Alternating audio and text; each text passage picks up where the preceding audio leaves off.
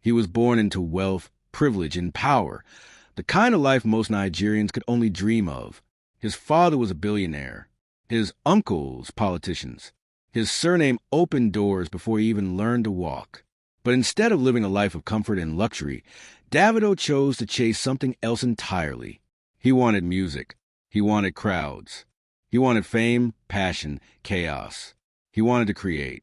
And to do that, he would have to lie, rebel, and be willing to lose everything.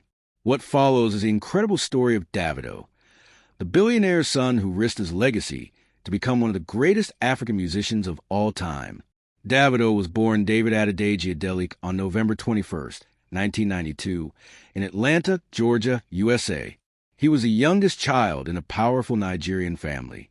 His father, Dr. Adedeji Adelik, was not only a successful businessman, but also a philanthropist and one of the richest men in Nigeria. His mother, Veronica Adelik, was a university lecturer and a lover of music. Even though he was born in the U.S., Davido was raised in Lagos, Nigeria. He grew up inside a fortress of wealth, high walls, armed guards, private schools, and international holidays. His family belonged to Nigeria's elite class. From an early age, he was taught that he would one day run the family business. There was no other path, no discussion, no room for rebellion. But Davido was different. He didn't just want power. He wanted expression. He wanted the world to hear his voice. When Davido was just 10 years old, tragedy struck. His mother, Veronica, passed away suddenly. Her death was devastating. She was not only the emotional center of the family, but the only one who truly understood Davido's sensitive side. He was never the same again. Music became his escape, the one place he could process his pain. As he entered his teenage years, he started secretly writing lyrics. He downloaded music software on his laptop and taught himself how to produce beats. But it was all a secret. His father wanted him to become a businessman. His family expected him to stay away from entertainment nonsense. Music was considered beneath the Adelik name. But Davido didn't care. In a bid to give him structure, Davido's father sent him to study in the United States. He enrolled in Oakwood University in Alabama, where he studied business administration. But what he did next was completely unexpected. Instead of focusing on school, Davido immersed himself in music. He bought studio equipment, skipped classes, and spent nights recording songs with friends. He was living a double life, pretending to be a student by day, while making music by night. He even joined a small music crew, HBK Hawken Boys, and started performing at underground college parties. His grades collapsed. He dropped out without telling anyone. When his father found out, the reaction was explosive. Davido had committed the ultimate sin, disobedience. He was summoned back to Nigeria. Returning to Lagos, Davido had nothing. His father was furious. He cut him off financially. Davido had to crash at friend houses, moving from studio to studio, begging producers to work with him. He was mocked, laughed at. Nobody believed he could make it. To most people, he was just a spoiled rich kid playing musician. But Davido worked like a man possessed.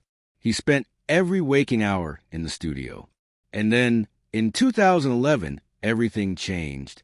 He dropped a song called Dammy Duro. It was raw, loud, infectious, and it blew up. The song became a nationwide anthem. It was played at clubs, weddings, and parties across Nigeria. Almost overnight, Davido became a superstar. But it wasn't the success that shocked people. It was how authentic he was. He wasn't trying to hide his wealth. In fact, he called his debut album Omo Baba Olowo, son of a rich man. He owned it, and people loved him for it. With fame came new challenges. Davido became one of the most watched and criticized artists in Africa. Every song was analyzed. Every tweet sparked controversy. Every relationship became a headline. He also faced major rivalries, most notably with Wizkid, another rising Afrobeat star. The media fanned the flames, and their online feuds turned into real-world tension.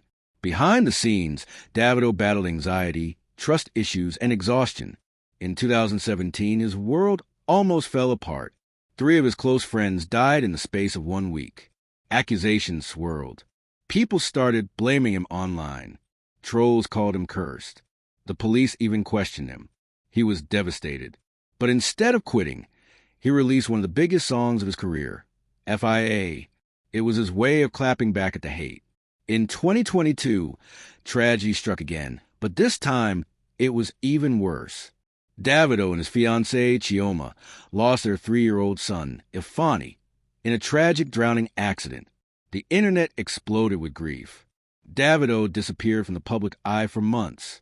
No music, no shows, no social media, just silence. When he finally returned in 2023, it was with an album titled Timeless. The music was different, more mature, more emotional. You could feel the pain, the growth, the transformation. He wasn't just a pop star anymore. He was a father in mourning, a man who had truly suffered. Today, Davido is not just an artist. He's a symbol of perseverance, of rebellion, of self-belief.